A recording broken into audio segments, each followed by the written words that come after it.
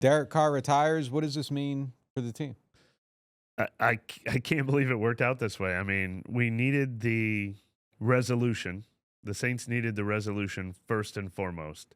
So the second best thing that happened was, all right, finally some resolution, even before, over a week before the team shows up for OTAs. Now they know the direction they're heading, long-term, short-term, everything. That's huge right there. The second thing, they somehow also got $30 million back in this deal. I mean, the last time we sat in these chairs and we talked, we thought the Saints needed this same resolution, even if it cost them all $40 million. Now it's only costing them $10 million, which is staggering. And I'm not going to say this is a huge win. This is great news compared to like back in February, but compared to the last month and all this uncertainty swirling around Derek Carr, this is an incredible best case scenario to be able to move on quickly and get the money back and not have to fight for like getting the money back through NFLPA courts for a year, finding out, not having to put him on IR. Will he ever be back? Like there's no questions anymore, and the money's all been sorted out. So the resolution is remarkable. Look, I mean, Derek Carr had to retire way sooner than he wanted to retire. That's not, that's a shame. We look back 2 years ago to when the Saints signed Derek Carr, and there was a lot of optimism and hope that maybe he'd have the best years of his career. So this is really sad and difficult for him that this is how his career came to an end. But we've been talking about a Saints team that is stuck in quicksand, stuck in the mud. And we've been saying, hey, it's finally time to rip the Band-Aid off and rebuild. Yeah. And that wasn't what they wanted to do at the beginning of this offseason. But I think that this new reality is what's best for this team. It's amazing to me how this played out. Someone in the Nick cast, and if you aren't signed up to the site, sign up to the site. I know I have 20% off your first payment. We do a stream on there. Mike and Kevin have the members only pod, all of our news, all of our analysis, all that stuff. But we went live after this happened, and someone in there said it kind of played out like the like a draft day.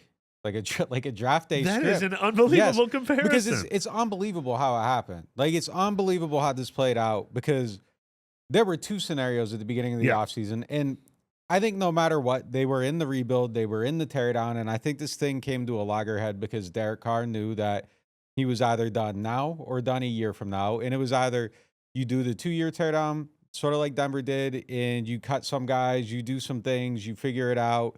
And then a year from now, you get rid of Carr when you're in a different cap situation, so that you can keep building a little bit and not have to be forced into a corner. And then the flip side of it was you could cut him right away. You carry it till June 2nd, but then you aren't signing Justin Reed. You probably aren't bringing back Chase Young if he wants to go and test the market. You couldn't have afforded to. Yeah. Godchow might still be here, but he might not. But like, you aren't going to be able to do, it would have been you're cutting Derek Carr and you're going forward with what you got, and you can't do absolutely anything else. So I think the Saints' plan was Derek was going to be on the team for a year, and he was going to exit the team a year from now. Yeah. You had to pick one of two paths, because it was either A or it was B. Somehow, the draft day comparison is blowing my mind. Somehow, they restructured Derek Carr. Derek Carr apparently gets hurt in March, and then he retires, and it's going to be a June 2nd retirement. So they got the cap relief, and they get rid of Carr now, and they're moving. Like, they got everything in one, and this is not a plan. No. This is not a plan. Like, it just happened to work out like this. But out of all the circumstances, this is the best. If you said there's A, B, and then, okay, like C, they can do both. Like, yeah, absolutely, do both. So, look, it's not a plan. It's not a circumstance. But, like, somehow they got into this situation and managed an exit where Derek Carr leaves with $10 million, his roster bonus. He doesn't get the 30, and the Saints are free of the contract. Like, say what you want about everything else, about any other scenario. You can feel how you want to feel.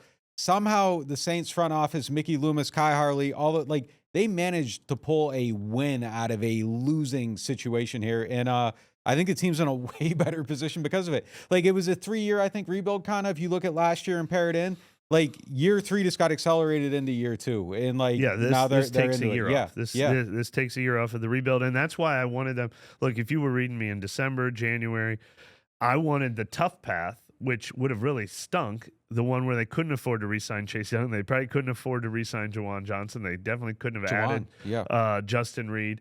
But I was still like, but still, you get there a year earlier, and like you said, now they're getting there a year earlier, and they were still able to sign those guys. Look, we can't give too much credit to the Saints front office because some like luck and unforeseeable circumstances played into this. But I do think this is probably a credit to, we were really getting frustrated with nobody saying anything for the last 6 weeks, and it was clear that there was some like walking on eggshells.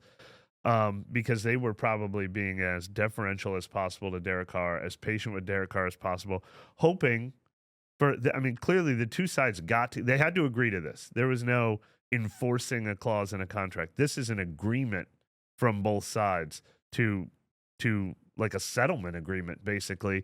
So they had to work with each other. They did work with each other.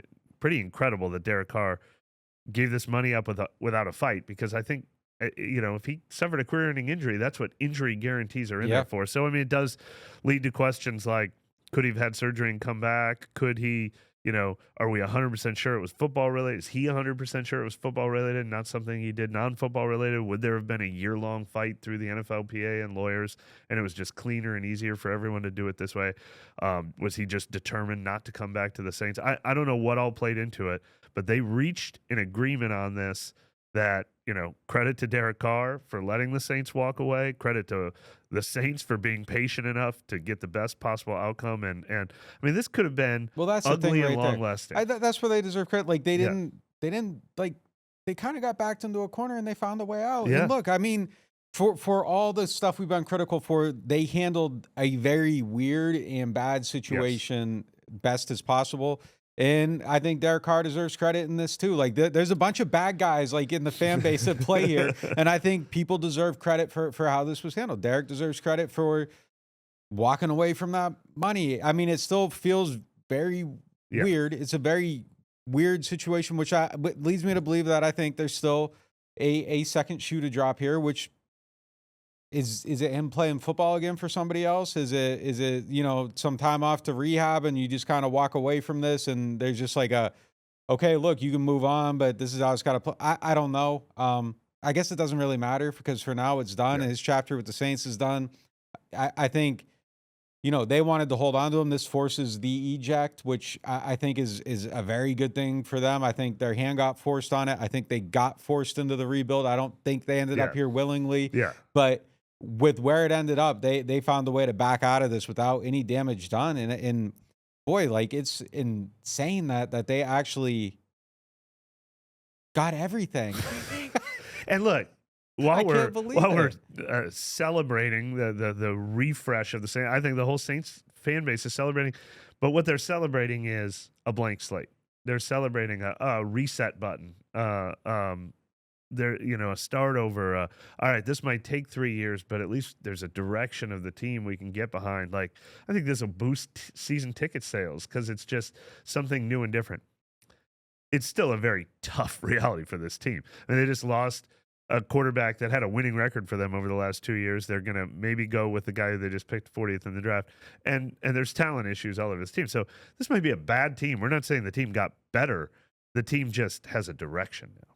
Yeah, and look, Tyler Shuck's an unknown commodity. He might end up being the best out of the 4 possible options for this year, with Derek being the fourth. Well, I guess Hayner's on there too. But like, if you wait 3, 4, so the fourth possible option.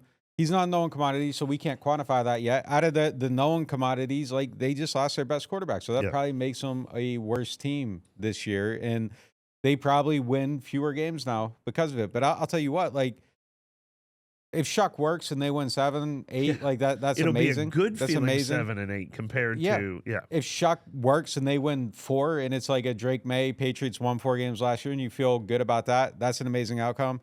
If Shuck's not good and they win 3 or 4 games, and you got to look at where you're at and you got to draft someone else next year, that's not a terrible outcome. I would rather win 4 with Tyler Shuck than win 7 with Carr. I think 4 and feeling good about Shuck feels better than 7 with Derek Carr, no matter how you feel about it, because it just feels like you're building towards something. And maybe there is a better future, but I think we all saw the ceiling on it. And I think there's a lot of lessons to be learned here.